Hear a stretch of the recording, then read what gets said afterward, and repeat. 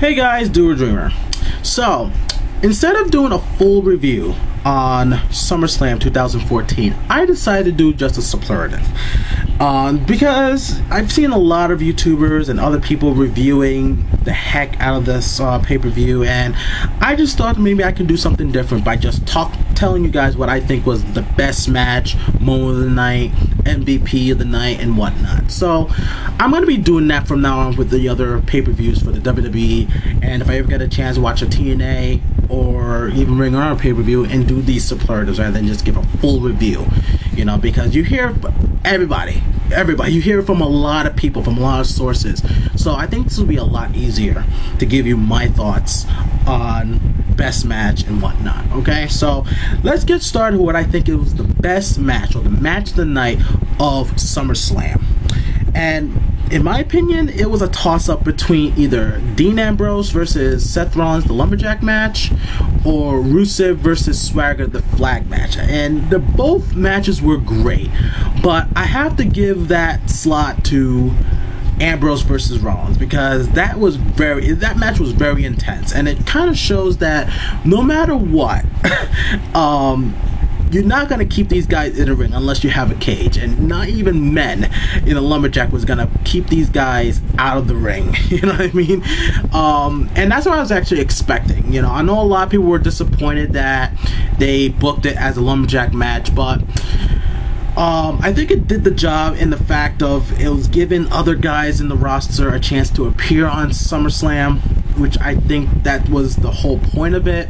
Of course, with the whole storyline is to keep Rollins from escaping, but as you saw, that didn't work, but it still did the job. So hopefully at the next pay-per-view, or maybe the other pay-per-view coming up, we'll see a cage match with these two. We don't know what's going to happen.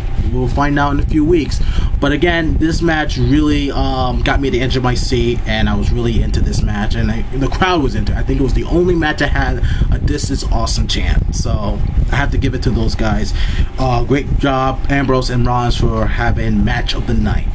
Okay, now, in my opinion, moment of the night, like the moment that actually stood out and makes people remember that night, we'll have to go to Lesnar winning the title. I mean, yes, that match was boring, but people are always going to remember that match as being one of the most one-sided matches, most brutal. Like, Cena was getting murdered. So Lesnar pretty much got the moment of the night with the whole match, as well as winning the title. People are always going to remember that moment, in my opinion. Alright, I added this one.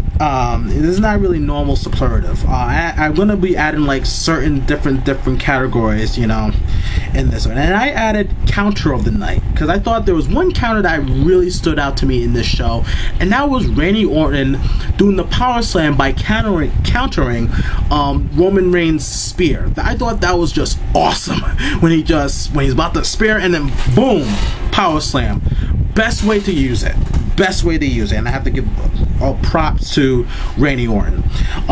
In my opinion, what I thought was cringe of the night, the moment that made me cringe, whether it was bad or whether it looked painful, was Lesnar's 16 German suplexes. Now, part of it, I was saying like, okay, we've seen the same move over and over again, but at the same time, those things look fucking painful to John Cena. Like, seriously, it looked fucking painful to him, and that's the only thing that made me cringe. And there was that one moment with Paige and AJ, that the one moment that made me cringe was Paige giving her that impaler DDT to AJ to win the Divas title. So I would give that as well as cringe of the night as well, along with the 16 German suplexes of doom from Brock Lesnar, in my opinion.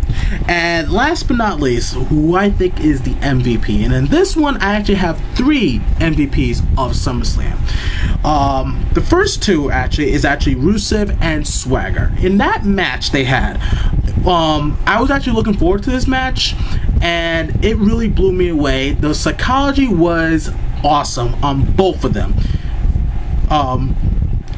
Swagger was selling his ribs like a champ in that match, and Rusev, oh my god, can he freaking work. I know there's a lot of haters of Rusev and how they say, oh, he can't wrestle, he doesn't know how to work and stuff, but that match shows that that guy can freaking work. That guy was working his ankle to a T, to the point that when he was trying to do the accolades at first, he couldn't even do it. And then when he finally latched on for the final moment of that match, you can see him in anguish and crying. He was selling like crazy. And you know, Swagger, for the way he was putting them over, oh my god, that was a great match in my opinion. I wanted to put it as match of the night, but again, you already know my reasons. And like I said, for both of them, for great psychology, goes to the MVP, Rusev and Swagger. As for the third man, this is going to be a shocker for a lot of people. Third man who gets the MVP slot as well is John Cena. And the reason why for this is, for all the crap that people say about John Cena, that he doesn't put people over, he doesn't lose clean and stuff, which I think is BS. But this match pretty much shows that here is face of the company, and was more than willing to take that type of punishment to Brock Lesnar. Pretty much, WWE Creative told him, this is going to be like a one-sided match. You're going to get some offense, but this is going to be a one-time match. And he was willing to do this. So that pretty much shows how John Cena is when it comes to this business. If he is told to do something, he's going to do it. He's not going to have a big head and say, well, I'm the face of the company, I shouldn't be doing this, it's going to make me look weak. No, he went out there and did it. And you have to give credit where credit is due to John Cena for actually being willing to do that. He wasn't forced to do it, he was willing to do that. So give him credit. And that's why I also give him MVP of the night as well, along with Rusev and Swagger. Okay, so what do you guys think? What was your thoughts on the best match, moment of the night, the two I included, Counter and Cringe of the night, and what did you thought was who was the MVP of the night? Feel free to leave a comment down below. Tell me what you guys think and see what goes from there. Alright guys, take care.